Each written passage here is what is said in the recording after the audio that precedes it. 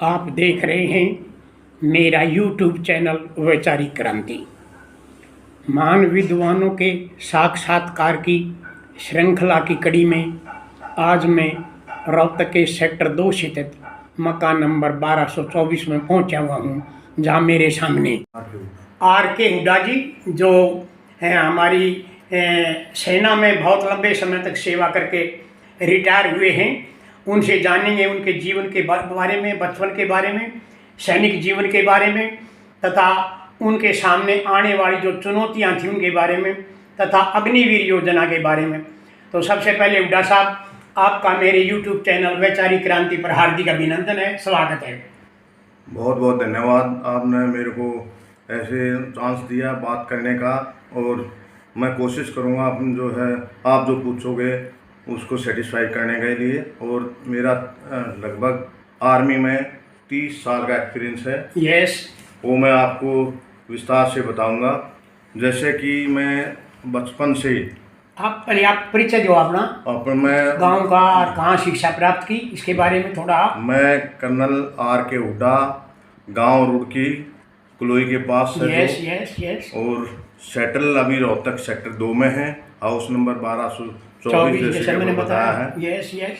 अभी मेरे 2 बच्चे हैं, दोनों दूसरे देश में अभी सेटल हैं। दे आर डूइंग हम बिजनेस कर रहे हैं। और मैं जो है 2016 में आर्मी से रिटायर हुआ था। उसके बाद मैंने वेरियस और भी किए 5-6 साल ECHS में और CHD कैंटीन में भी काम किया है। और अच्छा हुड्डा साहब, एक बात है, आपको जो सेना में जाने की प्रेरणा थी ये कहाँ से मिली? क्या आपके परिवार में सैनिक जीवन है या कोई और प्रेरणा मिली? मेरे पिताजी नॉर्मल खेती बाड़ी करते रहे हैं। यस यस, गांव में ये। मेरे जो बड़े भाई थे, यस, वो काफ़ी मतलब इलेक्ट्रिक डिपार्टमेंट में जेई थे। Yes yes. उन्होंने मेरे को जो है आइडिया दिया, प्रोत्साहन किया, उन्होंने मेरी तैयारी करवाई। Yes yes. मेरे को अपने साथ ही, जो उस टाइम हिसार पोस्टेड थे, अपने साथ लेके गए। वहाँ उसने मेरे को मोटिवेट किया, तेरे को हम सैनिक स्कूल में डालेंगे। यस। तो सैनिक स्कूल की तैयारी करवाई। एक हैप्पी स्कूल होता था रोहतक में, अभी नहीं है। हैप्पी स्कूल में तैयारी करने के बाद हम सैनिक स्कूल में सेलेक्ट हो गए। यस। और वहाँ पे NDA की तैयारी की, खुदा न खास्ता उसमें NDA में सेलेक्ट नहीं हो पाए। बाद में जाट कॉलेज यहाँ रोहतक से करके ग्रेजुएशन बाद में ट्राई किया, CDS के थ्रू सेलेक्ट हुए और IMA में ट्रेनिंग पास आउट करके मेरे को आर्मड कोर मिली। सबसे पहले पोस्टिंग आपकी कहाँ हुई हुड्डा साहब? सबसे पहले पोस्टिंग बंगाल में पानागढ़ जगह है, वहाँ पोस्टेड रहे हम 5 साल। हमारी जो है आर्मड के बारे में आप लोगों को पता होगा, पहले रिसाला बोलते थे। आजकल के टैंक आ गए हैं तो आर्मड बोलते हैं, आर्मड रेजिमेंट। तो मैं आर्मड रेजिमेंट 86 आर्मड रेजिमेंट से बिलोंग करता हूँ। तो आप सेना में किन किन पदों पर रहे? सेना में जो भी जाता है, शुरू में लेफ्टिनेंट होता है। Yes yes. फिर सेकंड लेफ्टिनेंट, फिर लेफ्टिनेंट, फिर कैप्टन, फिर मेजर, लेफ्टिनेंट कर्नल और कर्नल। तो ये आगे और प्रमोशन जैसे brigadier, major general, lieutenant general वगैरह जाते हैं। तो मैं retired as a colonel. Yes. और शुरू में जो है 2-2.5 साल बताया, 5 साल पानागढ़ रहे। पानागढ़ के बाद जो है अहमदनगर में हमारा सेंटर होता है। वहाँ पे वेरियस कोर्सेज होते हैं, कोर्स किए। फिर ज़्यादातर टाइम मेरा राजस्थान में निकला, एक सैनिक स्कूल चित्तौड़गढ़ में। तो ज़्यादा है वो जो कोई विशेष लड़ाई में ही भाग लिया आपने? कौन कौन सी लड़ाई में? कई लड़ाइयाँ हुई। ऑप विजय जैसे कारगिल उसमें थे। Yes yes. ऑप पराक्रम में हुआ, उसमें हुआ। तो ऑप पराक्रम के टाइम में हम जैसलमेर में थे। यस। और कारगिल के टाइम हम पठानकोट में थे। अच्छा, आपके सामने कोई चुनौतियाँ भी आई होंगी जरूर इसमें, क्योंकि ये बड़ा रिस्की लाइफ है। चुनौतियाँ ऐसा था, बिल्कुल ऐसा था, टैंक बिल्कुल बॉर्डर लाइन पे लगे हुए थे। Yes yes. और बस ये मतलब बटन दबना था।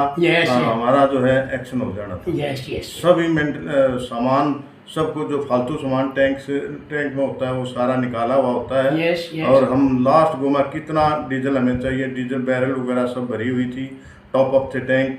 और हमारा जो सामान कम से कम लाइट सामान हमारे साथ था। और हम ड्रेस भी इसी माफिक थे कि भाई हम कहीं जो चटकी से सारा काम कर पाए, वो हमारे बिल्कुल मेंटली। कोई आपको कोई मेडल या और कोई सम्मान सेना के माध्यम से मिला है? जितने भी जैसे आप जैसे JNK में रहा वहाँ पे जो भी सेना मेडल या जो भी वेरियस अपने होते हैं 25 साल का, 20 साल का, 10 साल का service medal, service medal high altitude के, ये मेरे पास कम से कम 8 से 9 मेडल्स हैं। और वो जैसे जहाँ ड्यूटी होती है उसी के हिसाब से मिलते रहते हैं। अच्छा, आपके जीवन का कोई कटु अनुभव है जो आपने महसूस किया हो कि ये मेरे जीवन का दुखद अनुभव था? देखो, सेना में रहते हुए आर्मी में कोई हम देश सेवा के लिए हैं। अभी जो JNK में पोस्टेड होता है उसका हर दिन का ये नहीं पता लगता कल आपके साथ क्या हो जाए। हर पूजा करके या यही करते हैं कि मेरे से काम बढ़िया हो, मेरी बेइज्जती ना हो, मेरे देश की शान बनी रहे, तो उसके लिए दिलो जान से तैयार रहते हैं और कभी भी पीछे नहीं मुड़ कर देखते। मौका मिलते ही कोशिश करते हैं हम देश के लिए जो मरने के लिए भी तैयार रहते हैं। अच्छा, ये जो आजकल जो युवा वर्ग है, ये इनके लिए सेना में क्या स्कोप है सर्विस के, इसके बारे में कुछ जानकारी दोगे? ऐसा है अभी अग्निवीर जो शुरू किया है, ये 5 साल का उनका बताया कि 5 साल सर्विस करेंगे और उसमें 25% जो है को निकाल दिया जाएगा, 25% रख लिया जाएगा, 75% को बाहर निकाल दिया जाएगा। ये गवर्नमेंट ने जो भी सोचा है सोच समझ के किया होगा, पर हर एक चीज के आप शुरू करते हैं तो नेगेटिव पॉजिटिव पॉइंट दोनों होते हैं। नेगेटिव ये है कि भाई वो 5 साल करेगा, चलो 25% तो सेट हो जाएंगे, 75% जो नहीं होंगे उनके लिए दोबारा सिविल में आएंगे, स्ट्रगल करना पड़ेगा।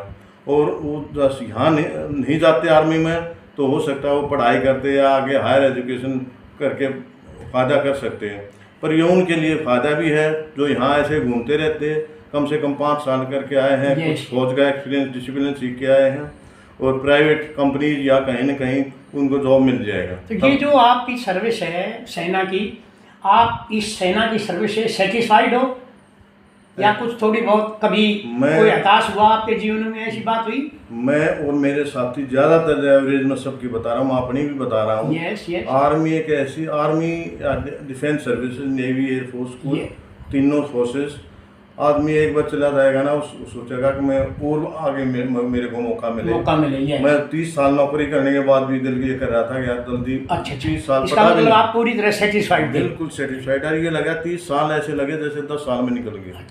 अच्छा, एक आजकल आप देख रहे हैं युवा वर्ग जो हमारे समाज में ये पथभ्रष्ट है, ये झगड़ेबाजी में, कत्ले में और कुछ एंटी सोशल एलिमेंट्स के रूप में काम कर रहा है। इनको आप क्या संदेश दोगे कि कैसे इन्हें व्यवहार करना चाहिए? तो कहीं पे भी हो, अपने जो माँ बाप शिक्षा देते हैं, कभी किसी का बुरा मत करो या जो अपना जितना अच्छाई का काम करो। जिस माँ बाप ने जो अच्छी शिक्षा दी है वो कैरी फॉरवर्ड करते हैं। और कुछ 1-2 भटके हुए हैं, उनको यही सलाह है भाई इसमें कुछ नहीं रखा है, आप अपना नुकसान करोगे, अपनी सोसाइटी का, अपनी यूनिट का, अपने देश का नुकसान करोगे, इसमें कुछ नहीं रखा है, केवल अपना समय का और अपना खुद का, यानी वो प्रोडक्टिव काम में लगे ताकि उनका ध्यान जो ना वो गंदे रास्तों की रहना चाहिए।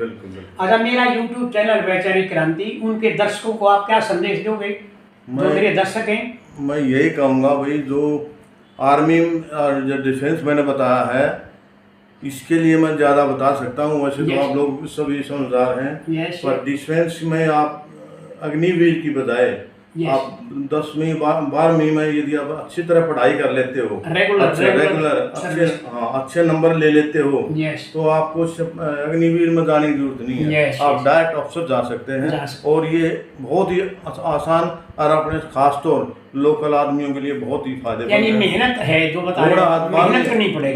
12वीं तक आप अच्छे नंबर ले लो, फिर आपका फ्यूचर ब्राइट हो जाएगा।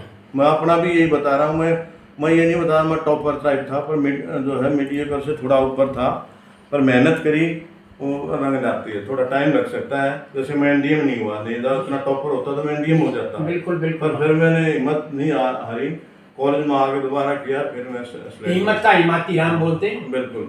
अच्छा उड्डा साहब, आपने मेरे को समय दिया, और मैं आपका धन्यवाद करता हूँ और आपके सुंदर व उज्ज्वल भविष्य की कामना करता हूँ। धन्यवाद। धन्यवाद। Thank you very much. धन्यवाद।